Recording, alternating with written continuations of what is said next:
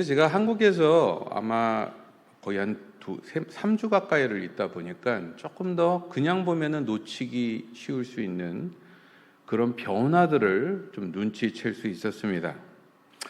제가 오랫동안 자라고 살았던, 한국은 원체 잘 바뀌는 나라긴 한데 생각보다 굉장히 많은 가게들이 비어 있더라고요.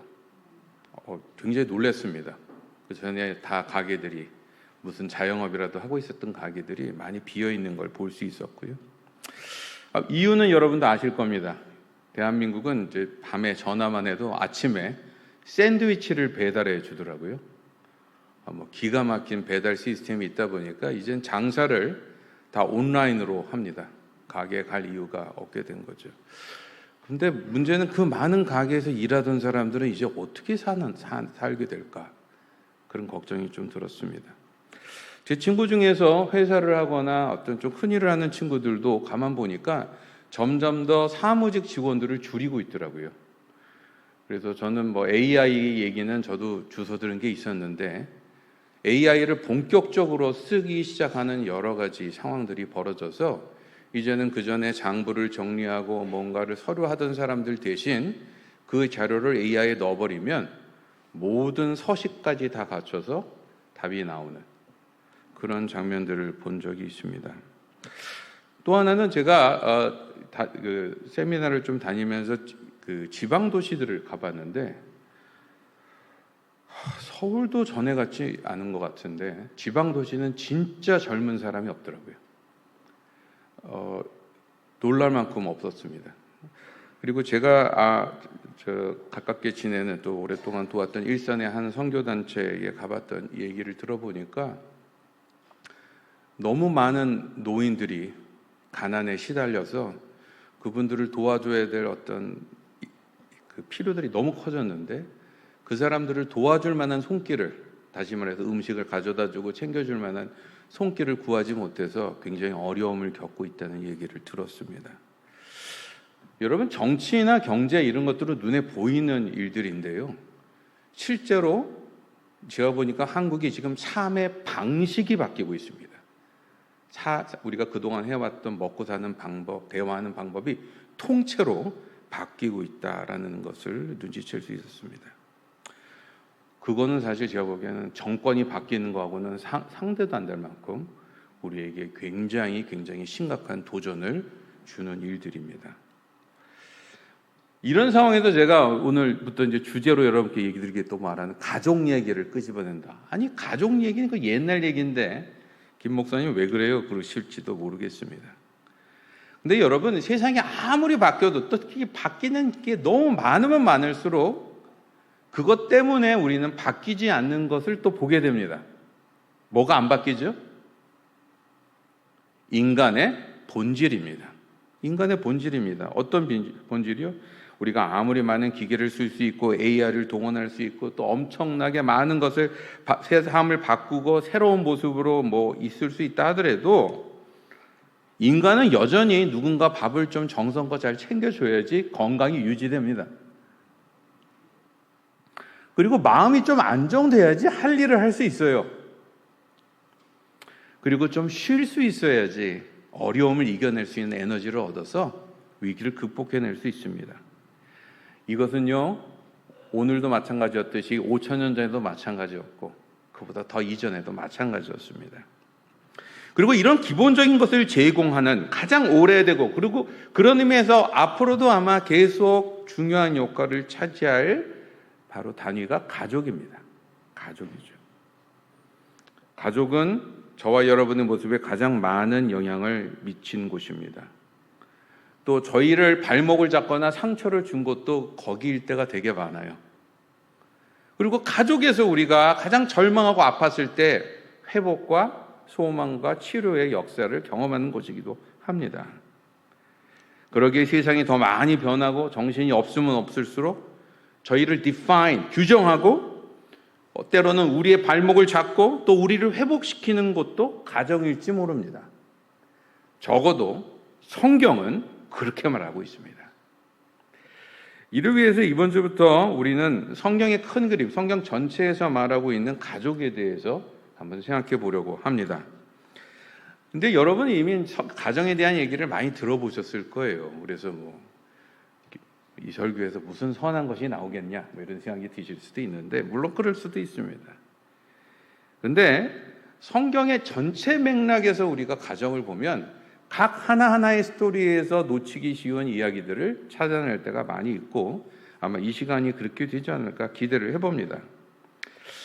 길기도 하겠지만 앞으로 이제 3주 동안 김석원의 긴 설교를 어떻게 견딜까 다들 걱정스러운 눈으로 보고 계시겠지만, 어르신들께서는 또 잘 견뎌주시니까 제가 그것만 믿고 또 설교를 합니다만, 4주가 생각보다 짧습니다. 이렇게 얘기하다 보면 금방 끝나요. 왜냐하면 성경에 나와 있는 가족에 대한 얘기는 사실 굉장히 많은 이야기를 담고 있기 때문에 그 시간 갖고는 다 커버할 수 없습니다. 그러나 저는 앞으로 4주 동안 가족의 의미에 대해서, 특별히 하나님께서 우리의 가족을 왜 만드셨는지, 그리고 어떤 모습으로 만들길 원래 원하셨는지를 살펴보고, 그리고 이어지는 다음 주에는 그럼에도 불구하고 우리의 가정이 지금 왜 이렇게 아프고 힘들고 어렵게 되었는지 성경이 말하는 그 원인들을 같이 생각해보고, 세 번째는 그런 아픈 가족들을 복음 때문에 다시 살리시는 하나님의 역사에 대해서 생각해 볼 것입니다. 그리고 마지막으로는 저희가 궁극적으로 보게 될 새하늘과 새 땅에 하나님께서 궁극적으로 예비하고 계신 가정의 모습들이, 우리의 궁극적인 소망이 있어야 될 가정이 어떤 모습인지를 같이 보는 시간들로 정리를 하려고 합니다. 이런 얘기들 속에서 많은 얘기들이 빠질 수밖에 없지만, 제가 바라는 것은 여러분이 이 설교를 들어가며 성경 여러 군데를 같이 한번 찾아보시고, 김석원 목사가 놓치고 있는 많은 부분들을 여러분이 좀 찾아내셔서 그 안에서 여러분만의 하나님께서 말씀하시는 성경의 가족의 그림들을 한번 생각해 보실 수 있는 기회로 쓰기를 바람이 있습니다. 오늘은 그래서 첫 번째 시간입니다. 창조주께서 세상이 망가지기 이전부터 원래 이 땅의 가족을 어떻게, 왜 주셨는지를 한번 생각해보는 시간을 갖도록 할 것입니다. 출발점입니다. 자, 본문을 일단 보죠. 일단 성경에서 여러분이 보시면 첫 번째 우리를 난감하게 만드는 것은 가족이라는 말이 성경에 잘 나오질 않습니다. 그러니까 우리가 보통 가족이 뭘까? 그러면 이제 성경 측에서 가족이라는 단말을 찾아서 그 관련된 걸 생각해 보잖아요. 근데 그렇게 해서는 해결이 잘 안 됩니다. 왜요? 왜냐하면 성경에 나와 있는 이야기 전체에서 가족은 항상 전제되어 있기 때문에 그렇습니다. 예를 들어서 여러분이 알고 있는 성경의 여러 인물들도 요셉 얘기라든 다윗 얘기라든 누구 얘기라든 가만 보시면 그 개인 얘기를 별로 하는 게 아니에요. 무슨 얘기를 하죠? 그들의 가족 얘기를 하는 것입니다. 그들의 가족 얘기를 하는 거예요. 우리가 이스라엘 민족, 국가 이런 얘기를 할 때도 이스라엘이 말하는 국가는 우리 같은 영토, 주권, 국민 이런 거로 구성되는 그런 그림이 아니라 12지파의 가족들이 모여서 만든 그룹을 이스라엘이라고 불렀어요. 가족 얘기를 하는 것입니다. 예수님께서 새로운 이스라엘로 교회를 만드셨을 때 지금처럼 우리도 많이 안 그러려고 애는 쓰지만 일주일에 한 번만 모여서 예배드리고 그냥 사역할 때만 같이 안녕하세요 인사하는 이런 것을 만들려고 하나님께서는 교회를 만들지 않으셨어요. 뭘 만드시려고요? 영적 가족을 만들기 위해서 그 일을 하십니다. 그래서 초대교회의 모습을 사도행전에 보시면 여러분도 알지만 그 사람들은 훨씬 더 많은 시간을 서로 같이 보내고 밥도 같이 먹고 좀 과격하게 보일지 모르지만 아예 자기의 모든 소유를 나눠서 쓸 만큼 정말 가족처럼 지냈던 것을 우리는 볼 수 있습니다. 적어도 우리가 그 이상을 현실적으로 따라하기는 어렵다 하더라도 바로 그 점 때문에 교회는 항상 어떤 꿈을 갖고 있어요? 우리는 가족처럼 되길 원한다. 하나님께서는 교회를 가족처럼 만들기 원하신다는 걸 우리가 다 알고 있습니다. 오늘 본문 창세기 1장도 역시 가족 얘기가 그래서 전제되어 있습니다. 어떻게 해요? 27절에 뭐라고 나와요? 사람을 만들 때 단수로 만들지 않고 어떻게 만드십니까? 남자와 여자로 만드십니다. 물론 이것을 부부라고 여러분 생각할지 모르겠지만 부부라는 개념보다 어쨌든 가족을 이야기한다고 말하는 게 더 맞지 않을까 싶습니다. 그리고 이렇게 만든 이유를 성경은 뭐라고 말하는지 한번 보십시오. 27절에 보면 하나님의 형상에 따라 그렇게 만들었다. 하나님의 형상에 따라 그렇게 만들었다. 이렇게 설명하고 있습니다. 그렇다면 하나님의 형상이 뭘까요? 저희가 사실 DNA로 따지면 동물하고 99.몇% 이상 비슷합니다. 때로는 우리가 하는 짓이나 우리 모습이 동물하고 다를 바가 없을 때도 참 많죠. 그럼에도 불구하고 저와 여러분은 분명히 동물과 다릅니다. 왜? 하나님의 형상을 가지고 있기 때문에. 그것은 우리가 성경 전체에서 여러 가지 힌트를 볼 수 있지만 여러분, 인간이 인간의 본능, 동물적 본능을 이겨서라도 사랑의 마음으로 누군가 관계를 맺고 관계를 만들어내는 능력은 바로 이 하나님의 형상에서 온 것이 아닐까라고 짐작을 해봅니다. 이뿐만 아니죠. 저와 여러분은 많은 동물들도 소리도 내고 신호도 보내지만 인간은 언어라는 것을 통해서 머릿속에서 세상을 통째로 만들어냅니다. 이것 때문에 얼마나 많은 일을 하는지 몰라요. 언어의 능력은 그런 의미에서 정말 창조주께서 주신 특별한 하나님의 형상 중에 하나가 아닐까 생각을 합니다. 그뿐만이 아니죠. 저와 여러분은 어떤 사람들입니까? 옆에 재료 같은 거 있으면 쭈물쭈물 해갖고 만들어서 뭔가 새로운 것을 만들어낼 수 있는 능력을 갖고 있는 사람들입니다.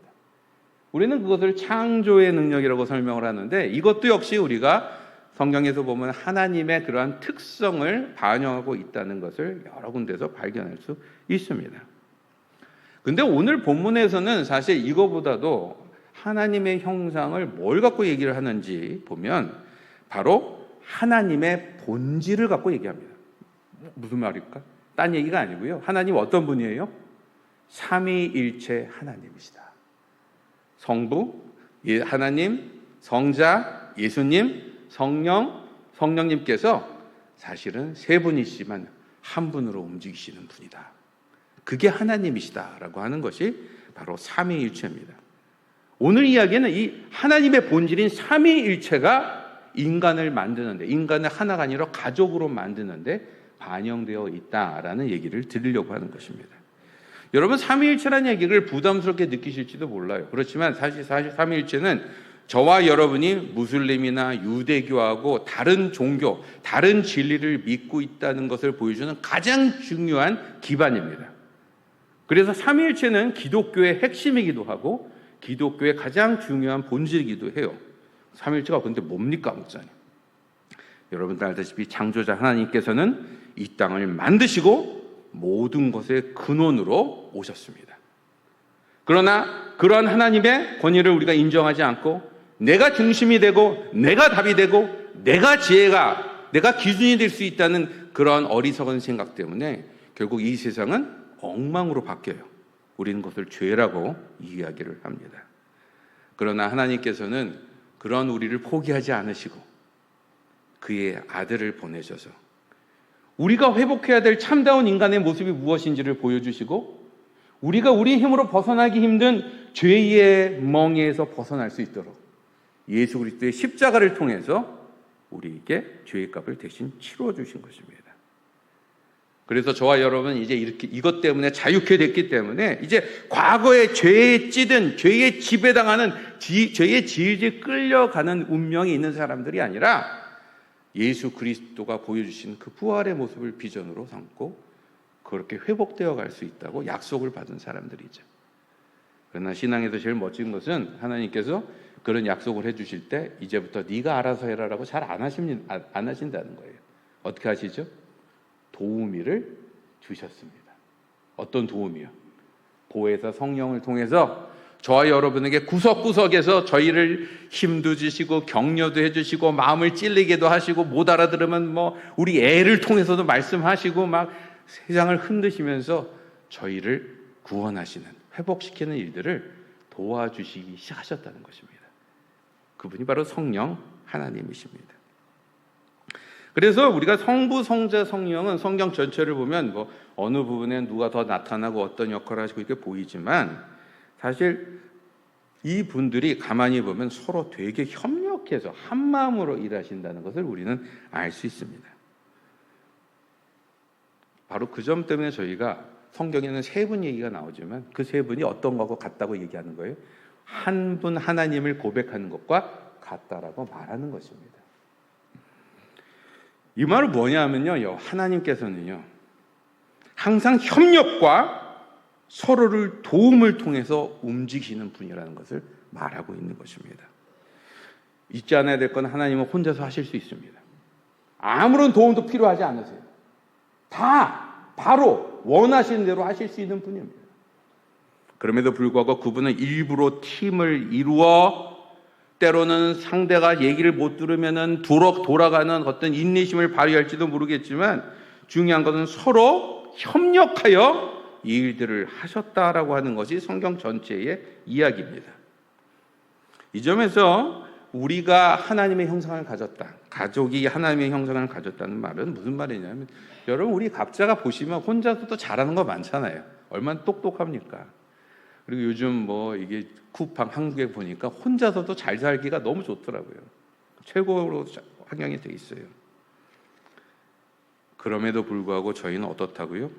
누군가와 협력하고 누군가 같이 손을 잡고 누군가가 같이 서포트함으로써 저와 여러분의 true potential, 진정한 저력을 드러낼 수 있도록 하나님께서 만드셨다 하는 것입니다. 근데 여기서 주의해야 될 것은 삼위일체가 무슨 역할을 하셨다고 얘기할 때 많은 사람들은 예수님은 요 역할만 하셨고 성령님은 이런 역할만 하셨고 하나님은 이런 역할만 하셨고 이렇게 생각이 떠오르는데 그렇지 않아요. 성경 전체를 보시면 정말 세 분이 의외의 자리에서 같이 나타나셔서 필요한 일들을 같이 협력으로 하시는 일들이 끊임없이 등장합니다. 그게 어디에서 특별히 나타나냐 하면 여러분이 보신 오늘 본문인 창조 얘기에서도 나타나요. 왜냐하면 창조에 보면은 창조는 누가 하십니까? 하나님께서 하세요. 근데 창조의 배경을 이루는 장면이 창세기 1장 2절에 나옵니다. 거기 보면 누가 나와요? Hovering Spirit. 성령께서 창조를 준비하시는 장면이 등장을 합니다. 그리고 하나님께서는 세상을 만드실 때 그냥 만드시지 아니고 뭘로 만드셔요? 말씀을 통해서 말씀하시잖아요. 근데 우리는 그 말씀의 정체가 뭔지를 요한복음 1장을 통해서 알게 됩니다. 거기 뭐라고 나와요? 그 말씀이 로고스이신 예수님이라는 사실을 말하고 있는 것입니다. 이 점에서 성경은 우리 인간이 서로 돕고 협력할 때만이 우리 안에 있는 하나님의 형상, 다시 말해 우리의 참 저력과 장점들이 드러나게 될 것이라고 말하고 있는 것입니다. 동시에 그 역할이 뭐 너는 꼭 이것만 해야 되고 나는 꼭 이것만 해야 되고 이게 아니라 협력 자체가 제일 중요하다는 것을 보여줍니다.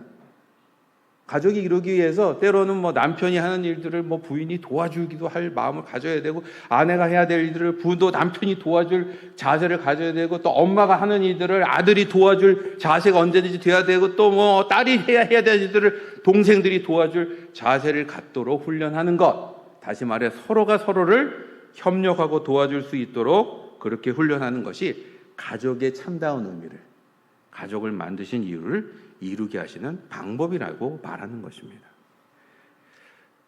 여러분, 제가 이 얘기를 드리는 이유는 사실 우리네 가족들이 가만 보면 서로를 위해서 헌신하고 하지만 사실 어느 한쪽의 헌신에 의해서 양보에 의해서 유지될 때도 참 많습니다. 그리고 저희가 은근히 어느 한쪽에다가만 희생을 강요하고 또 뭔가를 손해를 보도록 은근히 푸시하는 경향들도 있어요. 우리가 갖고 있는 시간의 한계와 물질적인 한계 때문에 몰아서 누군가를 먼저 좀 도와줘야 될 때도 분명히 있습니다. 그러나 여러분 기억하십시오. 가정은요, 서로를 돕도록 만들어진 것입니다. 여러분이 자녀를 아무리 사랑한다고 하더라도 아이에게 무조건 희생하시고 도와주시는 건 그 아이를 살리는 일이 아니라는 거예요. 그 아이를 위해서 뭘 가르치셔야 된다고요? 부모를 돕는 길을, 돕는 문화를, 돕는 태도를 갖도록 가르치셔야 된다는 것입니다. 부모님도 마찬가지고 뭐 가족에 보면 또 더 힘든 사람도 있잖아요. 건강이 너무 안 좋다. 그럼 그 사람은 또 무조건 도움을 받고 나머지는 도움을 줘야 되나. 근데 여러분, 도움을 준다는 것은 여기는 태도에 관한 문제입니다.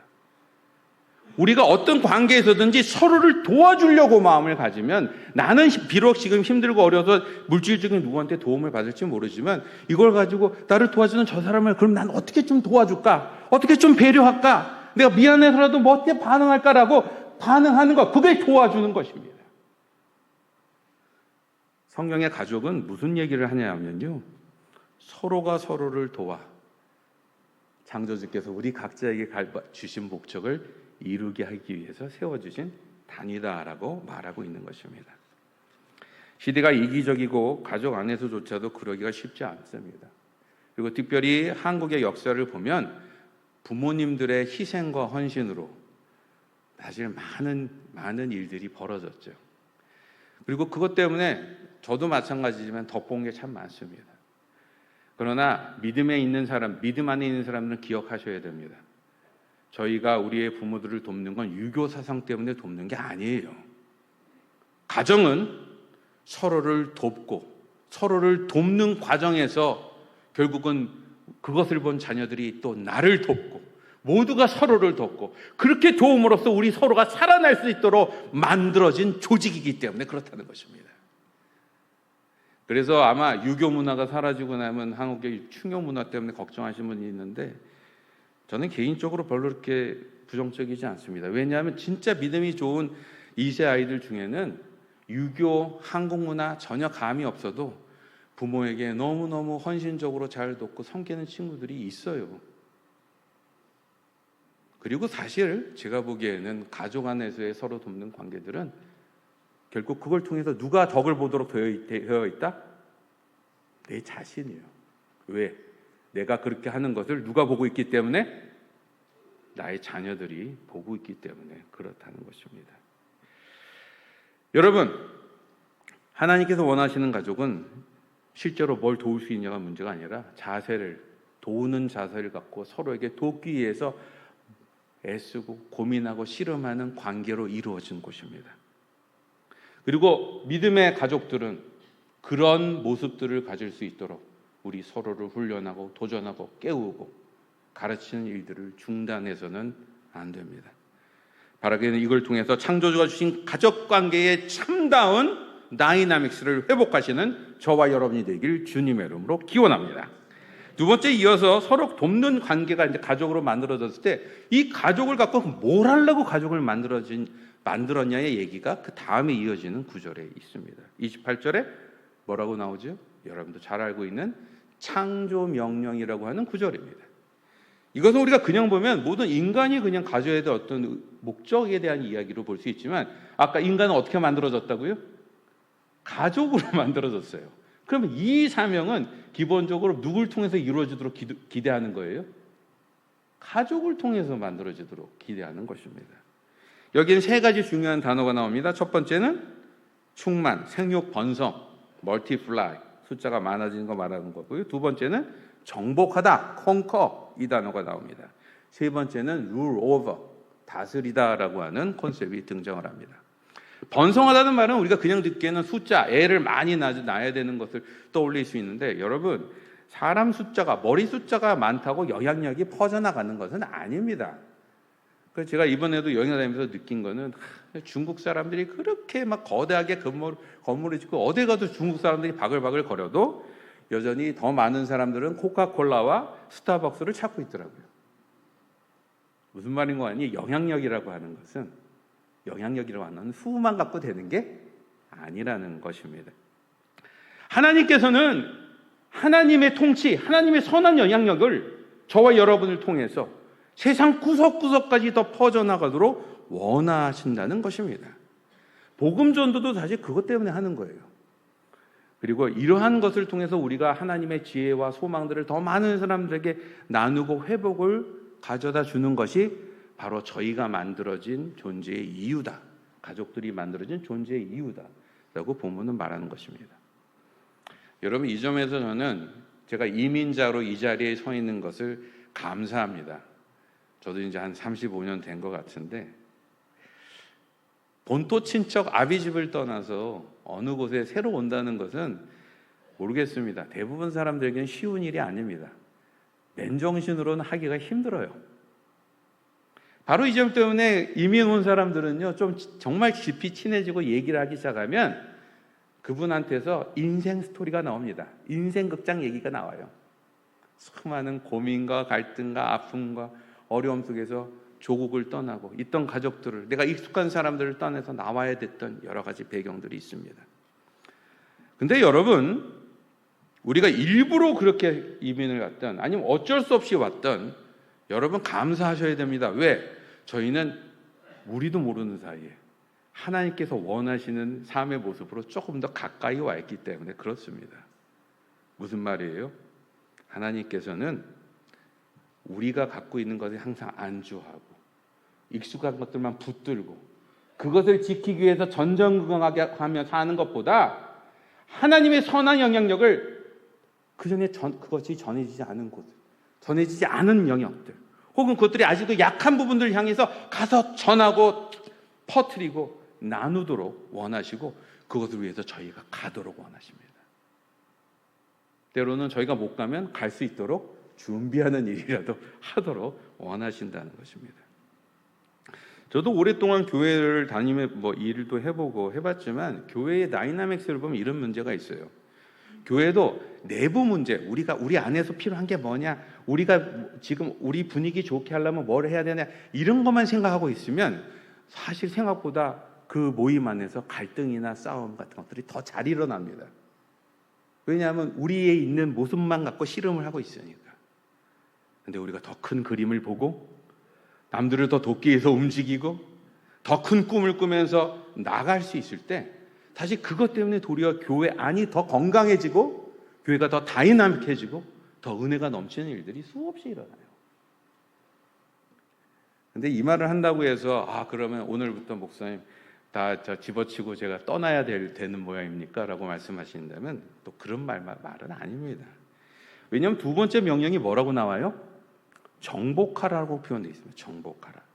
근데 성경이 말하는 정복하라는 마음대로 딱 내 거로 만들어서 막 좌지우지하라 이 뜻이 아니고요. 사실 이 얘기들을 가장 잘 푸는 그룹들이 기독교 세계관 운동을 하시는 분들인데, 이분들에 따르면 cultivating으로 보통 더 설명을 합니다. 개발하라의 뜻에 더 가깝다. 개발하라는 게 무슨 말입니까? 이미 저와 여러분이 가진 것들이 있어요. 저희의 재능도 있고 시간도 있고 건강도 있고 환경도 있습니다. 이것을 그대로 두지 말고 어떻게 하라고요? 살리라는 거예요. 새롭게 더 잘 쓸 수 있는 방법을, 더 괜찮게 쓸 수 있는 방법들을 생각해내고 고민하고 발견해내라는 것입니다. 바로 이 점에서 우리는 떠나고 퍼져나갈 준비를 하면서도 동시에 우리가 이미 가진 것들을 더 잘 개발하고 감사할 수 있는 것들을 같이 요구받고 있다. 마지막으로 다스리란 말은 무슨 말입니까? 호주나 한국이나 일부 정치인들이 보여주는 것처럼 다스리란 말은 상대를 무시하고 내 마음대로 하라는 뜻이 아닙니다. 실제로 여기서 말하는 다스림은요, 여러분 성경에 나오는 하나님의 다스림을 말하고 있기 때문에 그래요. 여기 계신 분들은 다 아시겠지만 성경에서 하나님께서 그의 백성들을 어떻게 다스리셨습니까?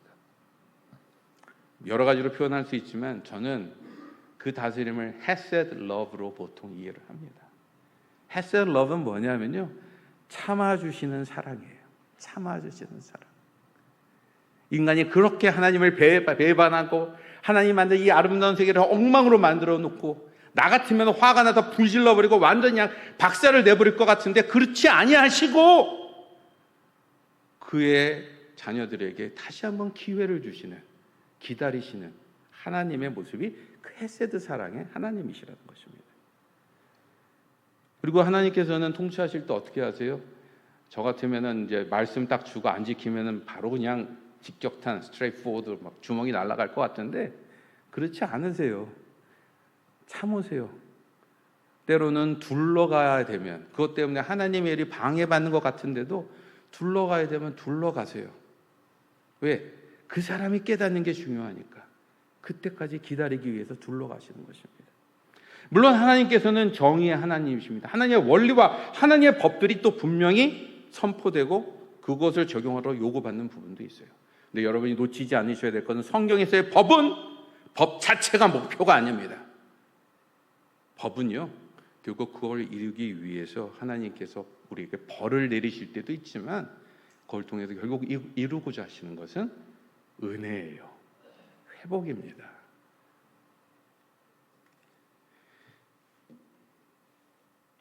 여러분, 이러한 충만한 정복함, 다스림이 제대로 적용되고 이 세상에 퍼져나갈 수 있도록 준비하는 곳이 가정입니다. 이 사명을 이루기 위해서 준비하는 것, 연습하는 것이 가정이라는 것입니다.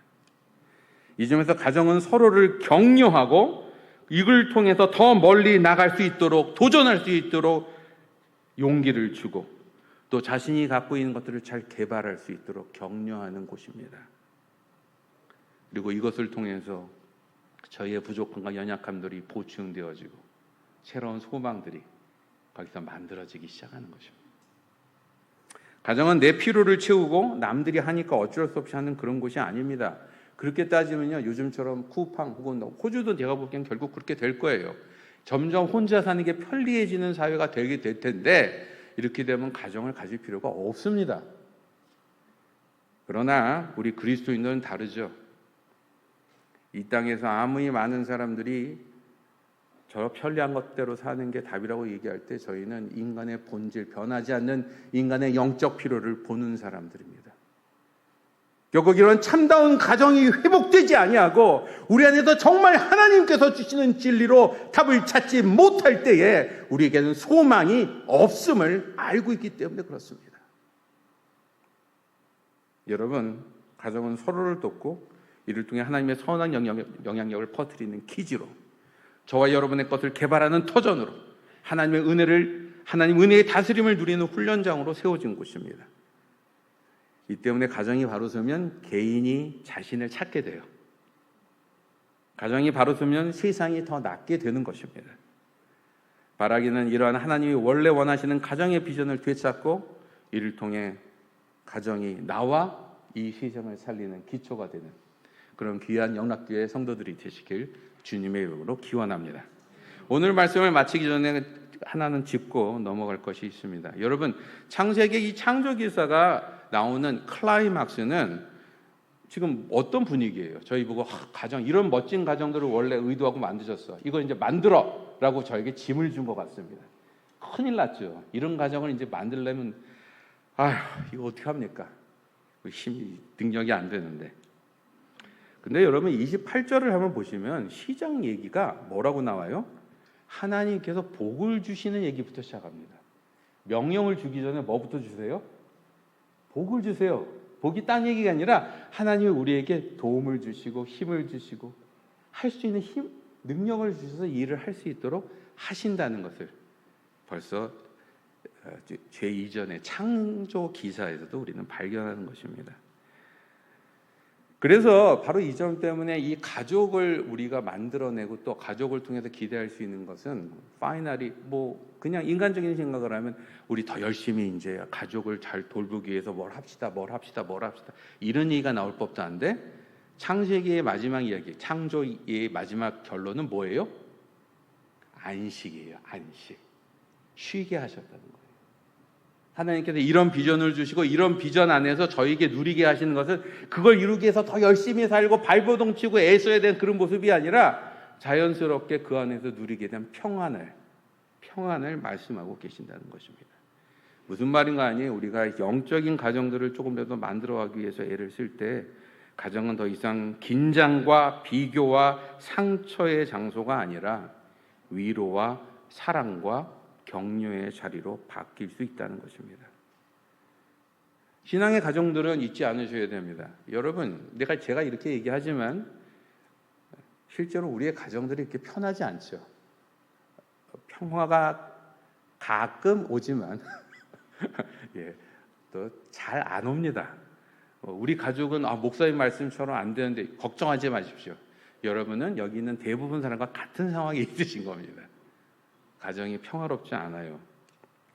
근데 성경은 이 말을 하는 것입니다. 우리의 신앙이 조금이라도 더 자라나고 하나님의 관계가 조금이라도 더 커나갈 수 있다면 저와 여러분의 가정이 평안의 터전이 될 것입니다 라고 위로하고 계신 거예요.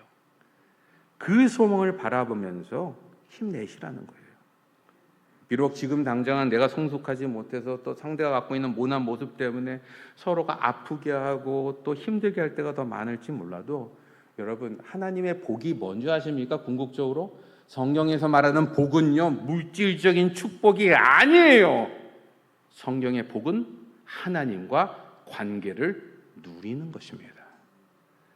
다시 말해, 하나님과의 관계를 우리가 이런 예배에 애를 쓰고 이거 별것 아닌 것 같고, 내가 주일마다 아침에 챙겨서 나오는 거 이게 뭐 대수냐 싶기도 하고, 때로는 목사님 말씀이 하도 듣기지도 않고 뭐 이렇게 김성원 목사 길게 하실지 몰라도 이런 것들이 하나하나 쌓여서 우리가 하나님과의 관계를 만들어 나갈 때에 우리 안에 있는 그 수많은 모순들과 어려움들이 하나하나 풀리며 이 가족의 회복에도 평안에도 점점 가깝게 가게 될 것이라고 우리에게 비전을 제시하는 것입니다.